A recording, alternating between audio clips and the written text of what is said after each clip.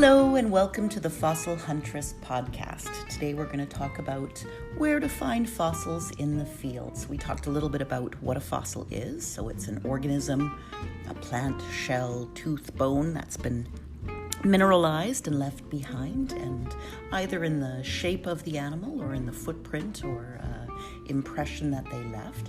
We've talked a little bit about gear that you might want to bring into the field with you to keep you warm, dry, safe, fed.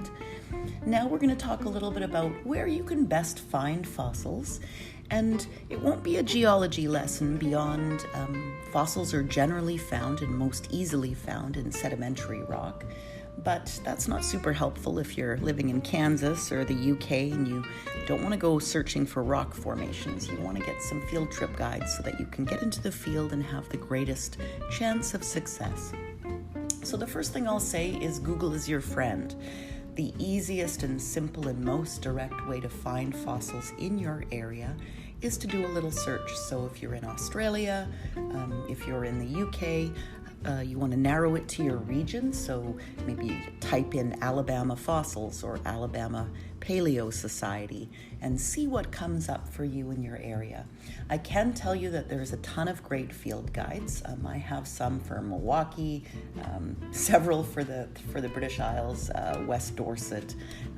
If you're on Vancouver Island, West Coast Fossils by Graham Beard is a gem of a book.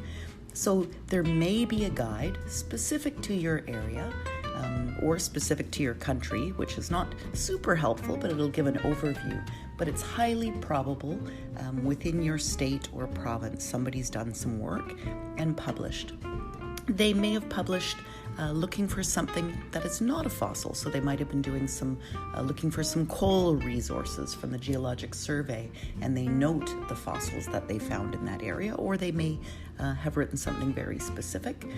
The other thing I can tell you is you want to get out with like-minded folks. So if you've been out collecting on your own and having some success, that is awesome. But consider joining a regional Paleo Society if there is one for your area. These are like-minded folk who love to take people out into the field, and they'll also give you some little tips and tricks for what works best for that given site that you're going to. So I'd mentioned Alabama. They happen to have a Paleo Society. So does Texas and Dallas and Austin. Vancouver Island has a Vancouver Island Paleontological Society based in Courtenay, and Dan Bowen is their chair and a great human being. The Courtenay Museum has Pat Trask, and they take people out.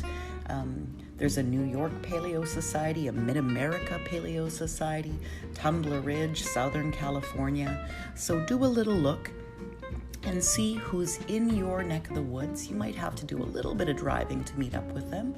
Also check out some other online resources. Facebook is a really great place. Even with the COVID world we live in now, fossil collecting is something that is a pretty safe activity, and big beach sites and big collection sites allow some social distancing. So do look to see if there's anything in the events column there or in apps like Eventbrite. Anyway, I hope you get out collecting. If you want links to any of those organizations I just mentioned, if you head on over to the Fossil Huntress blog, Archaea, it's fossilhuntress.blogspot.com. If you're on a laptop or desktop, if you scroll down the right-hand side, I've put a ton of resources that you can just link through to, so they're handy for you. Or just hit up Google and a search engine, and that should get you started. Happy collecting.